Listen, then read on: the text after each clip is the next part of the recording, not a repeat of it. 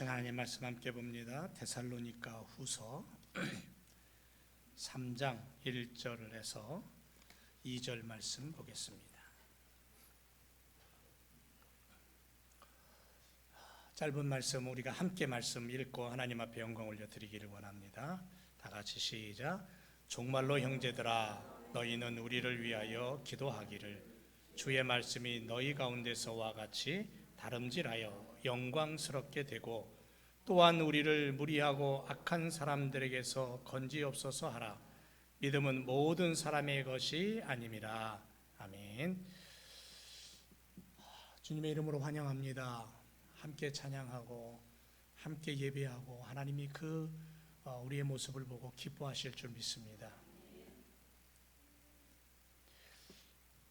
나이를 먹어서 그런가요? 몇 살도 안 먹었는데 찬양하면 숨이 차요. 젊은 사람들은 한 소절 넘어가는데 그냥 후딱 넘어가는데 저는 한참 숨을 쉬어야 넘어가요. 찬양 인도하는 분들이 얼마나 대단한지 옛날에는 어떻게 했는지 모르겠습니다. 하나님의 은혜 가운데 또 오늘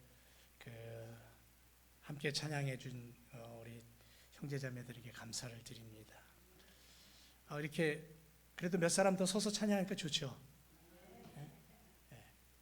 우리가 하나님을 찬양하는 게 이래서 감사한 거예요. 찬양엔 기적이 있습니다. 찬양엔 정말 능력이 있어요. 저는 그걸 경험했기 때문에 그래요. 오늘 중보기도는 사랑의 수고입니다. 두 번째 시간입니다. 중보기도는 뭐라고요? 사랑의 수고다. 여러분 중보기도의 능력을 믿으십니까? 정말로요? 우리 교회는 중보기도에 대한 하나님의 능력과 응답하심을 정말 믿는 것 같아요.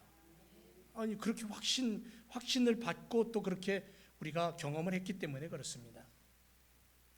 지난 시간에 우리는 데살로니가 교회 성도들을 향해서 중보기도자로 서서 하나님의 역사를 일으키는 일꾼이 되라고 그렇게 당부하는 사도 바울의 메시지를 그 요청을 들었습니다. 세상 앞에 우리들의 모습을 보면 우리는 참 가진 것 없어요. 능력 없고 힘 없습니다. 하지만 하나님께 나아가 중보자로 서서 강청하면 하나님 들으시고 수없이 많은 나그네들과 굶주림과 목마름을 해결해 주실 줄로 우리는 확신합니다. 여러분 지치고 병든 인생길을 치유하시는 하나님, 인생의 굴곡진 문제들을 해결해 주시는 하나님이심을 믿습니다. 그래서 중보기도는 사랑의 수고다라고 말하는 거예요. 중보기도는 전능하신 하나님께 나아가 문을 두드리는 행위예요. 그리고 그 문이 반드시 열릴 것이라는 확신을 갖는 거예요. 중보기도의 교회가 될 때 하나님의 영광이 드러날 줄 믿습니다. 우리 능력 없고 우리 교회 또한 세상에서 특별히 힘이 없고 하지만 성령의 역사가 나타날 줄 믿습니다. 성령의 역사가 나타나면 해결돼요. 중보기도자를 통해서 성령의 불이 붙어요. 예배자들의 그 간절한 예배를 통해 성령의 불이 임하는 거예요. 온 마음 다해서 찬양하고 경배할 때 하나님 보시고 하나님이 그 가운데 임재하시는 거예요. 이 시대에 가장 필요한 게 뭔지 아세요? 권세, 명예, 물질, 욕망? 아니요, 필요 없습니다. 그거보다 우선적인 게 뭐냐면 하나님의 능력이라는 거예요. 그래서 예수님이 하늘로 승천하시기 전에 마지막 부탁하신 게 뭐냐면 요한복음 20장 22절에 이 말씀을 하시고 저희를 향하여 숨을 내쉬며 가라사대 성령 받으라 그랬어요. 성령 받아야 하나님의 능력을 체험하고 하나님의 역사를 경험하는 거죠. 부활하신 예수님께서 제자들을 향해서 말씀하십니다. 성령 받아라. 성령 받고 성령의 능력이 임하면 하나님은 우리의 꼬여있는 삶의 문제, 인생의 고난을 해결해 주시는 축복을 주실 것이다. 데살로니가 교회를 떠난 바울 일행이요 아덴에서 전도합니다. 근데 아덴에서 소수만이 예수님을 영접해요. 그리고 나서 바울은 어디로 옮기냐면 고린도로 옮겨갑니다. 고린도에서 복음을 전하는데 이곳에서는 이건 복음이 제대로 전해지는 건 둘째치고 유대인들이 쫓아와가지고는 방해를 하고 핍박을 하고는 결국은 세상 법정에다 소송을 해버립니다.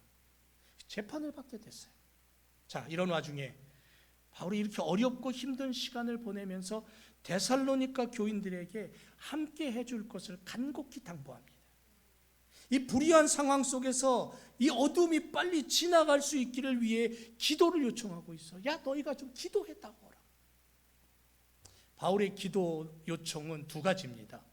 첫 번째는 뭐냐면요, 자기가 전하는 복음이 데살로니가 교회에 스며들어서 열매 맺은 것처럼 데살로니가 교회는 바울의 복음을 듣고 얼마나 잘 흡수했고 얼마나 기뻐했는지 금방 교회가 세워지고 사람들이 늘어나고 채 1년도 되지 않은 그 교회가 주변에 놀라운 소문이 났어요. 그것처럼 지역교회와 지역사회에 복음이 전파되어 너희들의 변화의 역사가 증거되기를 원한다. 그것을 위해서 너희가 지금 나의 사역을 위해서 기도해달라, 이렇게 얘기하는 거예요. 그래서 바울의 이 기도 요청에는요, 사역자를 위한 기도가 들어있어요. 사역자, 바울 일행, 바울과 함께 복음을 전하는 사역자들이 그들이 복음의 불모지에서 복음을 전할 때에 사람들이 그 복음을 듣고 말씀을 듣고 예수님을 영접할 수 있도록 그렇게 중보기도 해달라는 거예요. 복음이 전파되는 곳에는 어둠의 세력들이 먼저 자리를 잡고 있어요. 사탄의 움직임으로 말미암아 영혼들이 묶여 있는 거예요. 여러분, 우리 교회를 통해서 파송된 선교사들 가정이 있죠. 과테말라나 인도네시아나 또 한국에서 준비하고 있는 사역자도 있습니다. 근데 그들을 위한 중보기도가 굉장히 중요한 것을 사도 바울이 성경에서 이야기하고 있는 거예요. 중보기도가 없으면 선교 사역 할 수가 없어요. 감당할 수가 없어요.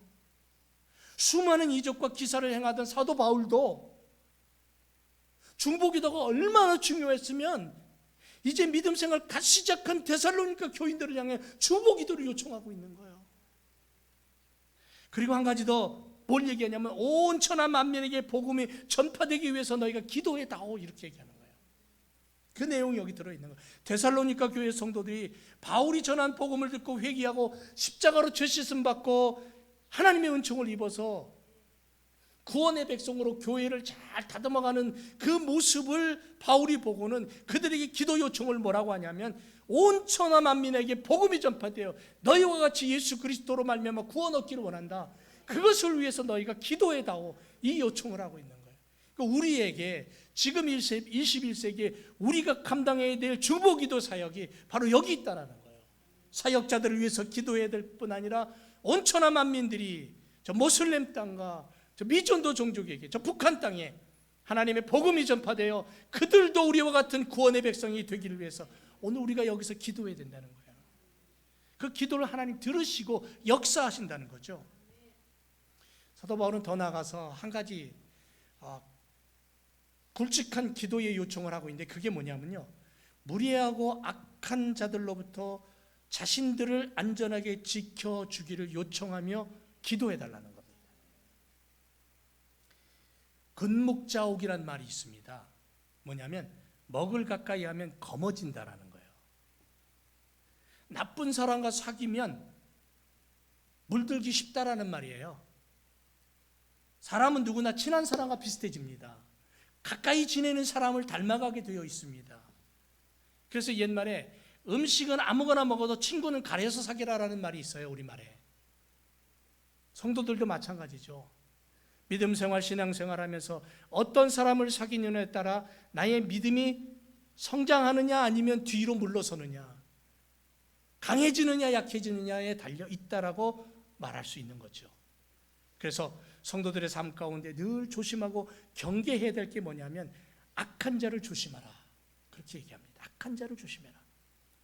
바울 사도가 복음을 전하면서 얼마나 괴로웠으면 데살로니가의 교회를 향하여 이러한 중보기도를 요청하고 있을까요? 얼마나 힘들었으면.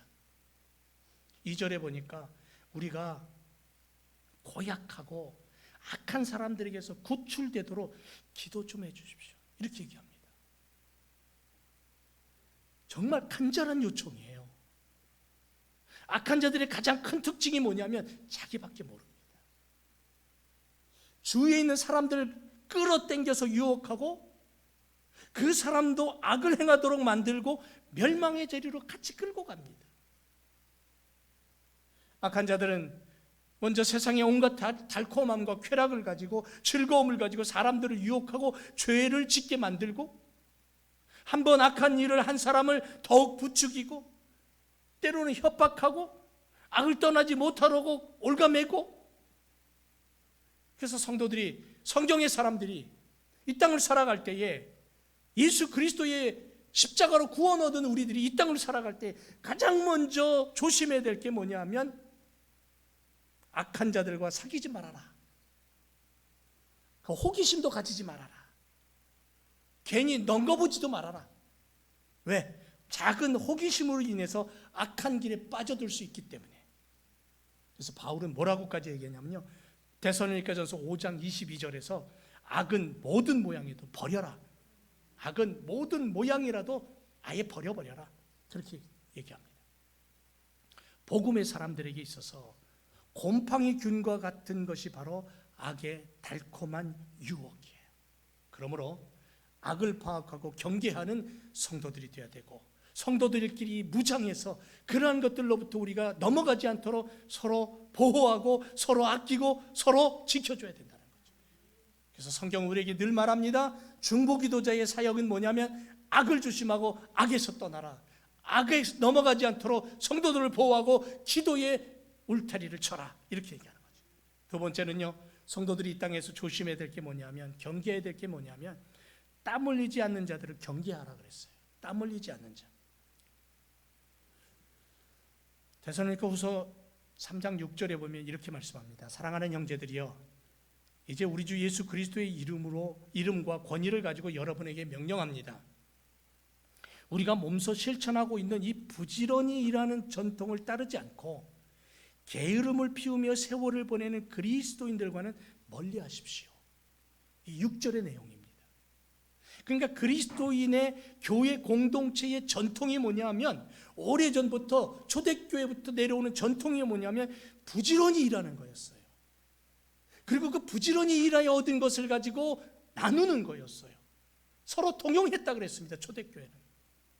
그런데 오히려 이 전통을 따르지 않고 게으름을 피우고 세월을 보내는 그리스도인이 있다라는 거죠. 교회 안에 그리스도인이 있다라는 거예요. 이 교회 밖의 문제뿐 아니라 교회 안의 문제까지 바울이 이야기하면서 경계하라는 거죠. 우리 하나님 아버지는 게으름이라는 단어를 정말 싫어하셔요. 잠언 24장 33절에 보면 좀 더 자자, 좀 더 졸자, 손을 모으고 좀 더 눕자 하면 어떻게 된다고요? 빈궁이 강도같이 온다. 빈궁이 강도같이 온다. 그래서 성도들에게 필요한 게 뭐냐면요, 게으름이 아니라 땀 흘림이 필요하다는 거예요. 하나님의 형상을 닮은 우리 하나님의 자녀된 우리들, 하나님의 마음을 가지고 하나님의 사랑과 기쁨을 가지고 살아가는 우리들이 이 땅에서 하나님이 원하시는 것은 사랑하는 것이고 기뻐하는 것이고, 그리고 그 하나님의 마음을 가지고 땀 흘리는 거예요. 시편 126편 6절에 울며 씨를 뿌리러 나가는 자는 왜 울어요? 힘드니까 그래요. 고난스러우니까, 고통스러우니까, 삶이 힘들고 어려우니까 눈물 흘릴 수밖에 없어요. 그런데 그럼에도 불구하고 나가서 씨를 뿌려요. 씨를 뿌린다는 건 희망이에요. 도전이에요. 그러면 어떻게 돼요? 정령 기쁨으로 그 단을 가지고 돌아온다고 말씀하고 있어요. 공부하는 학생은 그 학교에서 공부하느라고 정신없어요. 여러 가지 연구를 하는 사람은 그 연구 속에 빠져들어요. 힘들어요. 고난스러워요. 어떤 사람은 투잡 들이잡 뛰어야 돼요. 어렵고 힘들지만 그 가운데서 땀 흘리는 인생을 통해 하나님은 위로하시고 그것을 복을 주신다고 말씀하고 있어요. 그런 면에서 우리 제일교회 성도들을 보면 땀 흘리며 일하고 힘쓰는 모습을 보면 얼마나 감사한지 모르겠어요. 예수님은 십자가를 지시기 전에 겟세마네 동산에서 밤새도록 땀방울이 핏방울 되도록 힘쓰셨어요. 왜 힘썼어요?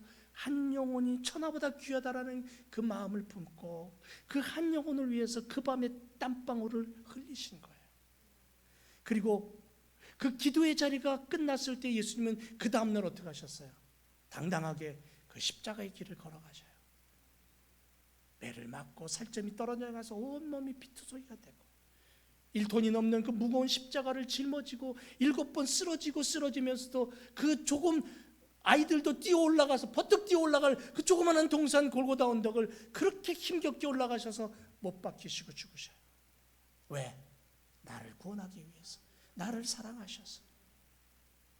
예수님이 친히 우리의 인생을 향하여서 땀 흘림이 무엇인지, 수고함이 무엇인지, 피 흘림이 무엇인지를 먼저 실천해 보여주셨다라는 거죠.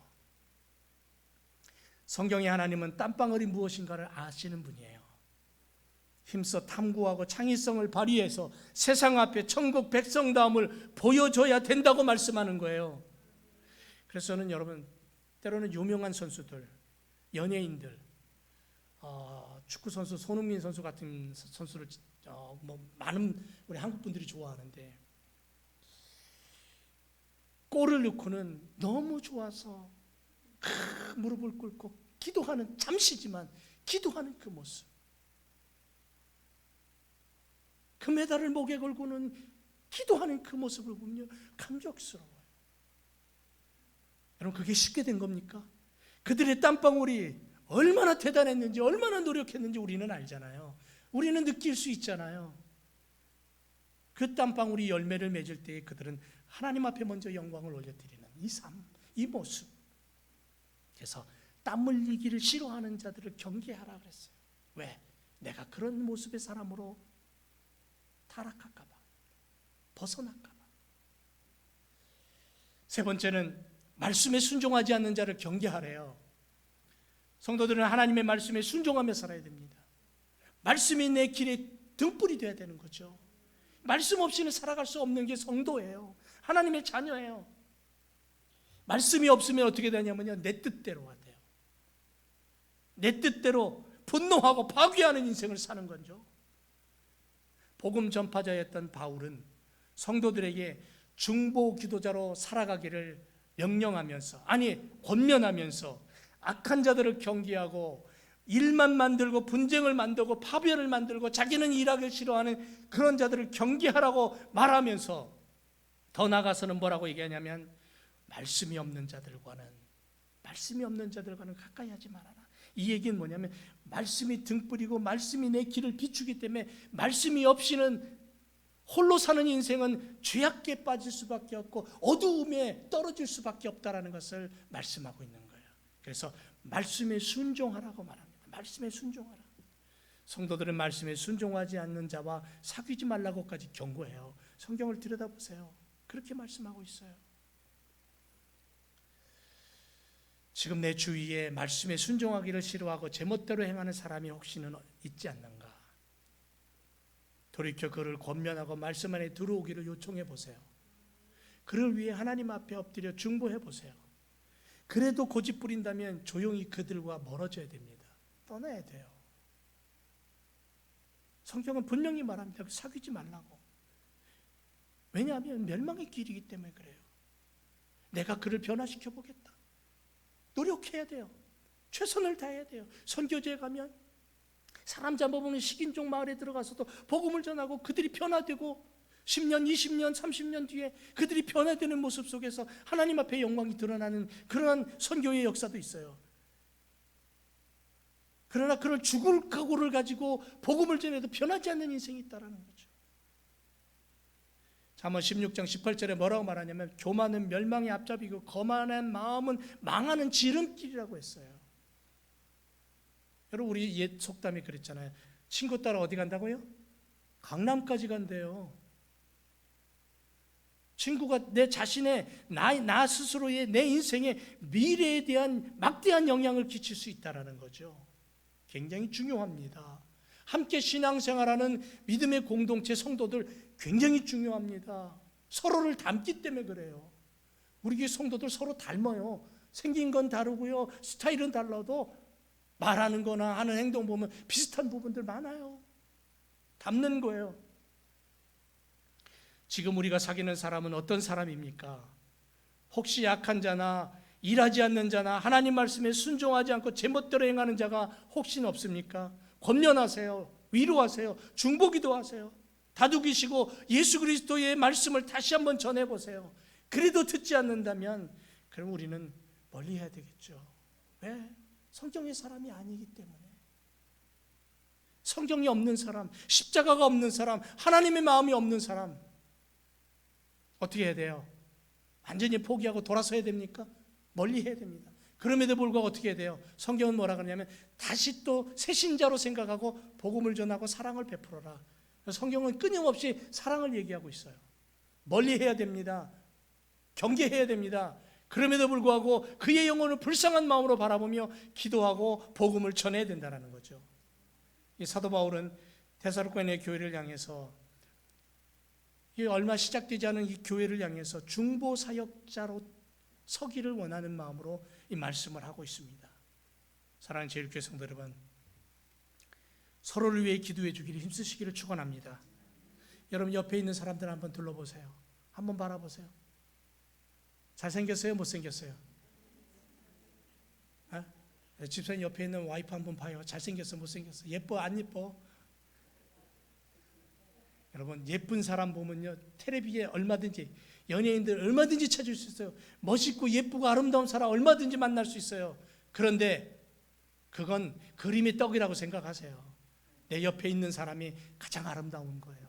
가장 행복함을 누릴 수 있는 존재들이에요.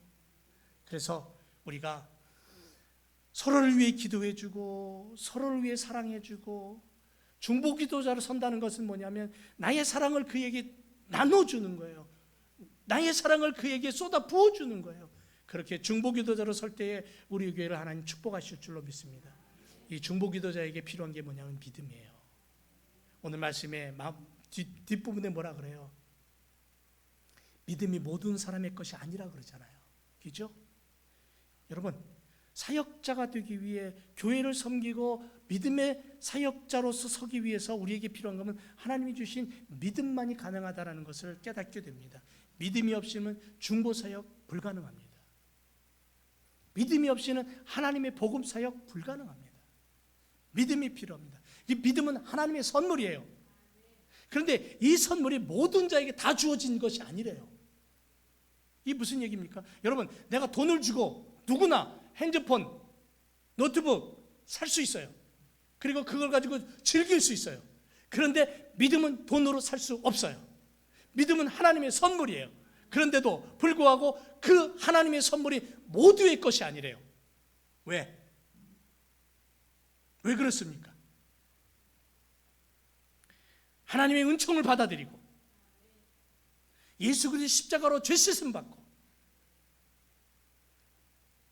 그분이 나를 위해 죽으셨다는 것이 내 안에 믿어지는 것이 은혜고, 그것이 믿음이라는 거죠.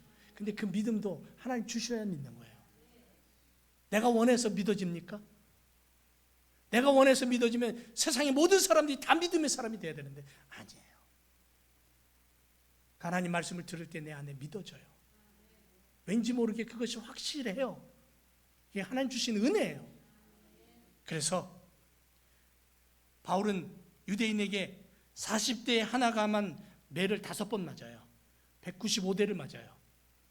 태장, 가죽 끈 끝에서 납덩어리를 매달아 가지고는 그걸 가지고 죄인들을 휘두르 치는 거예요. 그 로마의 형벌을 4번이나 맞았대요.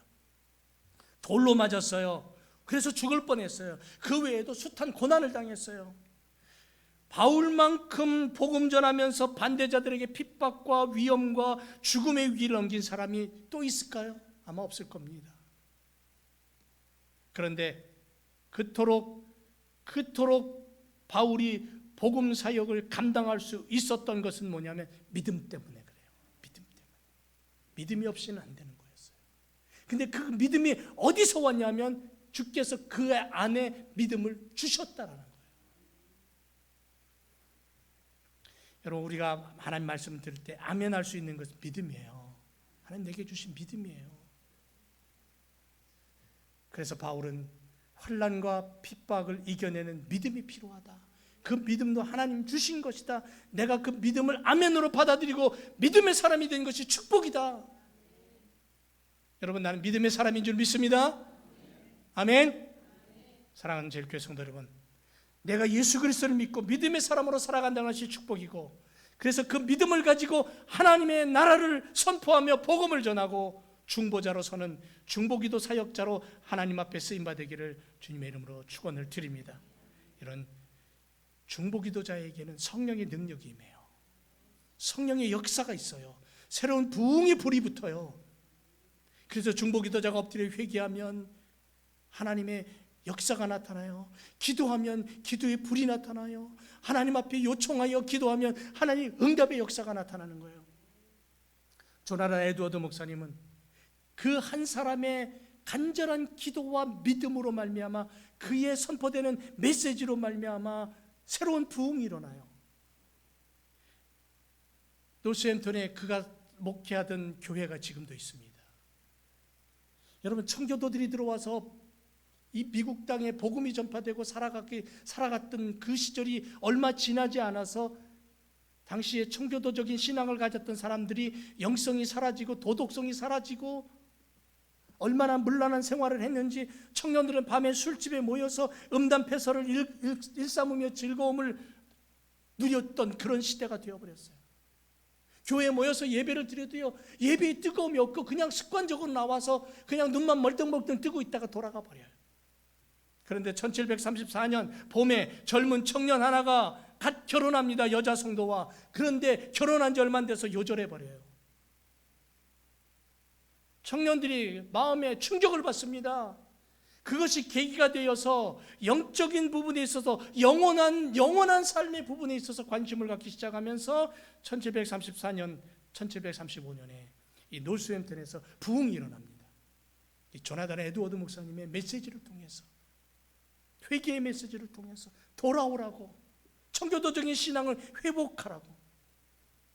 그래서요, 매사추세츠, 뉴햄프셔, 커네티컷을 중심으로 해서 그 커네티컷 강을 중심으로 해서 막 교회마다 마을마다 부흥이 일어나는데, 교회사에 보면 교회사의 역사가들이 뭐라고 얘기했냐면요, 그 당시에 그 부흥의 역사를 커네티컷 강 골짜기 부흥이라고 불렀어요. 이게 미국에서 일어난 제1차 영적 대각성 운동이에요. 1790년에서 1840년에 2차 부흥 운동이 일어납니다. 드와이 티모시 목사님을 중심으로, 찰스 피니 목사님 중심으로 대부흥이 일어나고, 얼마나 강력한 부흥의 불길이 붙었으면 성령의 불길이 너무 뜨거워 완전히 타버렸다라고까지 표현할 정도로 그 당시에 그냥 온 땅이, 이 미국 전체가 부흥의 불길로 휩싸입니다. 이게 2차예요. 그리고 3차 부흥이 일어나는데 그 D.L. 무디로 말미암아 부흥이 일어나요. 여러분, 여기서 조금만 올라가면 무디 생가가 있잖아요. 부흥의 불길이 붙습니다. SVM이라는 학생 자원 운동의 부흥의 불길이 일어나면서 지금도 무디 생가를 가끔 방문하면 그 강당 하나가 있어요. 1892년인가 4년이라고 팻말이 써여져 있는 큰 강당 하나가 있어요. 거기서 성령의 불이 임해요. 그리고 그 불이요, 미국 전역을 휩습니다. 그리고 이 학생 자원 운동을 통해서 헌신한 젊은이들이 선교사로 파송받아서 어디를 가냐면 최초로 한국에 들어가요. 한국에 복음을 들고 들어간 최초의 선교사들이 여기서 나오는 거예요.